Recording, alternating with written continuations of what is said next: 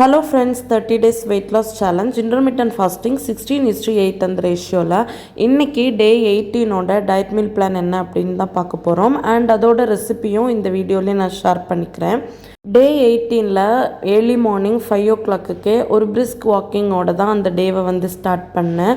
And நேற்றுக்கு நான் போட்ட வீடியோவில் ஒரு சிஸ்டர் வந்து கேட்டிருந்தாங்க, நீங்கள் ஒர்க்குக்கும் போயிட்டு டயட்டும் ஃபாலோ பண்ணி எப்படி மேனேஜ் பண்ணுறீங்க, வீடியோ அப்லோட் பண்ணுங்க அப்படின்னு. வெயிட் லாஸ் டயட் பிளான் இல்லாமல் விலாக் மாதிரியெல்லாம் போட்டால் உங்களுக்கு பிடிக்குமா, அது உங்களுக்கு இன்ட்ரெஸ்டடா அப்படின்னு எனக்கு கமெண்ட் பண்ணுங்கள். நீங்கள் எஸ்ன்னு கமெண்ட் பண்ணிங்கன்னா கண்டிப்பாக நான் விலாக் மாதிரி ஒன் டேவை வந்து டெடிக்கேட்டடாக நான் வந்து எப்படி ஸ்பெண்ட் பண்ணுறேன் அப்படின்னு ஷேர் பண்ணுறேன். அண்ட் இன்றைக்கி டே 18ல் ஃபர்ஸ்ட் மீல் வந்து ஒரு 8:30 போல் 2 ப்ளம்ஸ் ஃப்ரூட் எடுத்துக்கிட்டேன். நான் மார்னிங் பொதுவாக ஃப்ரூட்ஸ் வந்து ப்ரிஃபர் பண்ண மாட்டேன். ஆனால் இன்றைக்கி ஃப்ரூட்ஸ் எடுத்திருக்கேன்னா இன்றைக்கி லஞ்சுக்கு வந்து பிரியாணி பண்ணியிருக்கேன், அதனால தான் ஃப்ரூட்ஸ் சாப்பிட்டேன். ஸோ மார்னிங் என்னோடய ஃபர்ஸ்ட் மீலை முடிச்சுட்டு பிரியாணி தான் ப்ரிப்பேர் பண்ணுறதுக்காக ரெடி ஆகிட்டேன். இன்றைக்கி வந்து chicken biryani, raita, egg and chicken fry எல்லாம் பண்ணியிருந்தேன். ரெசிபி ஷேர் பண்ணுறேன், அது பார்க்க இன்ட்ரெஸ்ட் இல்லை அப்படின்னா வீடியோ ஸ்கிப் பண்ணிக்கோங்க. அண்ட் ஃபர்ஸ்ட் வந்து சிக்கன் ஃப்ரை பண்ணுறதுக்கு சிக்கனை நல்லா வாஷ் பண்ணி எடுத்து உப்பு, மிளகுத்தூள், மஞ்சள் தூள், அப்புறமா சிக்கன் மசாலா, அப்புறமா இஞ்சி பூண்டு பேஸ்ட்டில் இஞ்சி, பூண்டு, கொத்தமல்லி, புதினா இவ்வளோ போட்டு அரைச்சிருக்கேன்.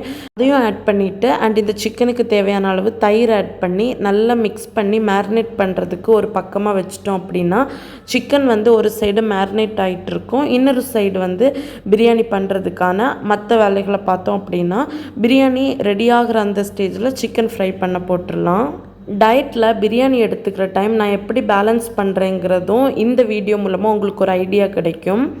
அண்ட் சிக்கன் மேரினேட் பண்ணிவிட்டு இன்னொரு பக்கம் பிரியாணிக்கு தேவையான வெங்காயம், தக்காளி, பச்சை மிளகு, கொத்தமல்லி, புதினா அண்ட் இஞ்சி பூண்டு பேஸ்ட் இதெல்லாம் ரெடி பண்ணி வச்சுட்டேன்.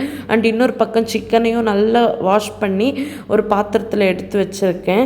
இது ரெடி பண்ணி வச்சா நம்ம பிரியாணி பண்ணுறதுக்கு ஈஸி, டக்குன்னு பண்ணலாம். அதனால் அண்ட் எல்லாமே ரெடி பண்ணி வச்சுட்டு ஸ்டவ்வில் வந்து ஒரு பெரிய கடாய் வச்சாச்சு. நாங்கள் ஒரு 4 பேர் சாப்பிடணும், அதுக்கேற்ற மாதிரி பண்ண போகிறேன் இன்றைக்கி. அதில் வந்து ஃபர்ஸ்ட் வந்து ஒரு 2லேருந்து 3 ஸ்பூன் நெய் விட்டுட்டு அண்ட் அது கூடவே கொஞ்சம் தேங்காய் எண்ணெயும் ஆட் பண்ணிக்கிட்டேன். அண்ட் தேங்காய் எண்ணெயும் நெய்யும் வந்து நல்லா காஞ்சதுக்கப்புறமா அதில் வந்து ஒரு கைப்பிடி அளவு கேஷ்யூ நட்டு அண்ட் கேஷ்யூ நட் எவ்வளோ எடுத்தனோ அதே அளவுக்கு வந்து கொஞ்சம் ட்ரை கிரேப்ஸ் இருக்கும்ல அதுவும் போட்டு நல்லா வதக்கிக்க போகிறேன். இதில் வந்து கேஷ்யூ நட்டு நல்லா ரோஸ்ட் ஆகணும் அண்டு இந்த ட்ரை கிரேப்ஸ் வந்து நல்லா புஸ்ஸுன்னு வரணும், அது வரைக்கும் வதக்கிக்கலாம். அண்ட் அதோட கன்சிஸ்டன்சியில் வந்ததுக்கப்புறமா நம்ம இந்த சிக்கன் பிரியாணிக்கெல்லாம் ஆட் பண்ணுற சோம்பு இருக்கும்ல அதுவும் ஆட் பண்ணி அண்ட் ஒரு ட்ரையாக ஒரு லீஃப் இருக்குமே அதுவும் நல்லா மேஷ் பண்ணி ஆட் பண்ணி நல்லா வதக்கிக்க போகிறேன். இது வதங்கினதுக்கப்புறமா கட் பண்ணி வச்ச வெங்காயமும் போட்டு வதக்கிக்கலாம். வெங்காயம் வந்து ஒரு 1/4 பாகம் வெந்ததுமே நம்ம அரைச்சி வச்ச இஞ்சி பூண்டு பேஸ்ட்டை போட்டு திரும்பவும் இதை வந்து நல்லா வதக்கிக்க போகிறோம். வெங்காயம் வந்து ஒரு 3/4 பாகம் வெந்ததுமே நம்ம கட் பண்ணி வச்ச புதினா, கொத்தமல்லி இருக்குல்ல அதை வந்து அப்படியே இதில் போட்டு மறுபடியும் நல்லா வதக்கிக்க போகிறோம். அண்ட் இதுவுமே கொஞ்சம் கூட வதங்கின அப்புறமா இதில் கொஞ்சமாக தயிர் ஆட் பண்ணி அதையுமே நல்லா போட்டு வதக்கிக்க போகிறோம். நம்ம இப்போ ஆட் பண்ணால் எல்லா இன்க்ரீடியன்ட்ஸும் சேர்ந்து நல்லா வதங்கினதுக்கு அப்புறமா நம்ம வந்து கட் பண்ணி வச்ச தக்காளி ஆட் பண்ணி அது கூடவே கொஞ்சம் சால்ட்டு, அப்படின்னா இந்த பிரியாணிக்கு நீ எவ்வளோ சால்ட் வேணுமோ அவ்வளோ சால்ட் ஆட் பண்ணி நல்லா வதக்கிக்கலாம். சால்ட் ஆட் பண்ணும்போது தக்காளி கொஞ்சம் சீக்கிரம் வதங்கும்னு சொல்லுவாங்க. ஸோ தட் நான் சால்ட் ஆட் பண்ணி நல்லா வதக்கிக்கிறேன். தக்காளி நல்லா குழஞ்சி வதங்கணும். அண்ட் இன்னொரு பக்கம் சிக்கன் ஃப்ரை பண்ணுறதுக்கு பேன் வச்சுருக்கேன். சேம் டைம் இங்கேயுமே மசாலா போட்டுக்கலாம். மிளகுத்தூள், மல்லித்தூள், மஞ்சள் தூள் அண்ட் இந்த பிரியாணிக்கு தேவையான சிக்கன் மசாலா இவ்வளோ போட்டு நான் நல்லா வதக்கிக்கிறேன். இந்த மசாலாவில் இருக்கிற பச்சை வாசனை எல்லாம் போகிறது வரைக்கும் வதக்கிட்டு அதுக்கப்புறமா நம்ம கட் பண்ணி க்ளீன் பண்ணி வச்சுருக்கிற சிக்கனை ஆட் பண்ணி அந்த மசாலா எல்லாம் கோட் ஆகிற அளவுக்கு அதையுமே நல்லா நம்ம வதக்கிக்க போகிறோம். இன்னொரு பக்கம் பாஸ்மதி ரைஸை ஆல்ரெடி நான் ஊற போட்டுட்டேன். இது ஒரு 20 மினிட்ஸாக ஊறிட்டுருக்கு. அண்ட் இன்னொரு சைடு வந்து சிக்கனையும் ஃப்ரை பண்ண ஆயிலில் போட்டாச்சு. அண்ட் அதே டைமில் இந்த பக்கம் மசாலா நல்லா வந்து பச்சை வாசனை போனதுக்கப்புறமா தண்ணி, இந்த பிரியாணிக்கு தேவையான தண்ணி ஆட் பண்ணியிருக்கேன். நான் 4 கிளாஸ் அரிசி போட்டிருக்கேன், ஸோ அதுக்கு 8 கிளாஸ் தண்ணி ஆட் பண்ணியிருக்கேன். தண்ணி வந்து நல்லா கொதிச்சதுக்கப்புறமா அதில் உப்பு காரம்லாம் கரெக்டாக இருக்கான்னு பார்த்துட்டு நம்ம ஊற வச்சுருந்த அரிசியுமே இதில் ஆட் பண்ணிக்க போகிறேன்.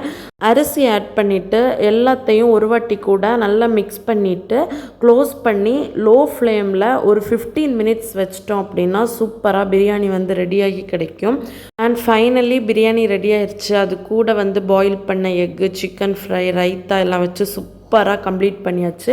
இன்றைக்கி லன்ச் வந்து ஒரு 1:30 போல் கம்ப்ளீட் பண்ணியிருந்தேன். நான் வந்து டயட்டில் பிரியாணி எடுத்துக்கிற அன்றைக்கி எய்தர் ஃப்ரூட்ஸ் ஆர் தண்ணி இதை தான் மற்ற மீலாக எடுத்து என்னோடய டேவை கம்ப்ளீட் பண்ணுவேன்.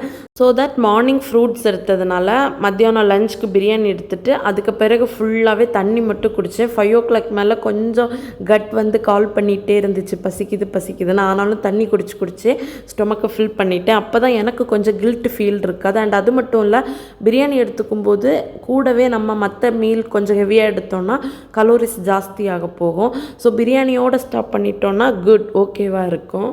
ஸோ நம்ம டயட் இருக்கும்போது இந்த மாதிரி பிடிச்ச ஃபுட் சாப்பிட்டா கூட அதை கரெக்டாக பேலன்ஸ் பண்ணால் நமக்கும் கில்ட் ஃபீல் இருக்காது, பிடிச்ச ஃபுட் சாப்பிட்டது மாதிரியும் இருக்கும். அண்ட் டயட் இருக்கும்போது தான் ஒரு நாளும் இல்லாத மூட் ஸ்விங் வரும். அந்த மாதிரி மூட் ஸ்விங்கும் நமக்கு ஆகாது. ஹாப்பியாக நம்ம டயட்டை சூப்பராக என்ஜாய் பண்ணலாம். அண்ட் இந்த டேவை நான் இப்படி தான் சூப்பராக கம்ப்ளீட் பண்ணேன். நம்மளோட டயட் பற்றி, வெயிட் லாஸ் பற்றி எது ஷேர் பண்ணணும்னா நம்ம இன்ஸ்டா ஐடி யூஸ் பண்ணுங்கள். நம்மளோட சேனல் நேம்லேயே தான் இன்ஸ்டா ஐடி இருக்குது. நான் வந்து லிங்க் வந்து டிஸ்கிரிப்ஷன் பாக்ஸில் கொடுக்குறேன். வெயிட் லாஸ் ரிலேட்டடாக இல்லை நம்ம போடுற வீடியோ ரிலேட்டடாக என்ன நீங்கள் மெசேஜ் பண்ணாலும் நான் அதுக்கு கண்டிப்பாக ரிப்ளை பண்ணுறேன். அண்ட் நான் போடுற வீடியோஸ்க்கு நிறைய பாசிட்டிவ் கமெண்ட்ஸ் கொடுத்து இவ்வளோ நாளும் சப்ஸ்கிரைப் பண்ணி சப்போர்ட் பண்ணிகிட்டு இருக்கிற எல்லாருக்கும் ரொம்ப ரொம்ப தேங்க்யூ. நாளைக்கு இன்னொரு வீடியோவில் மீட் பண்ணுறேன். டில் தென் டேக் கேர், பை.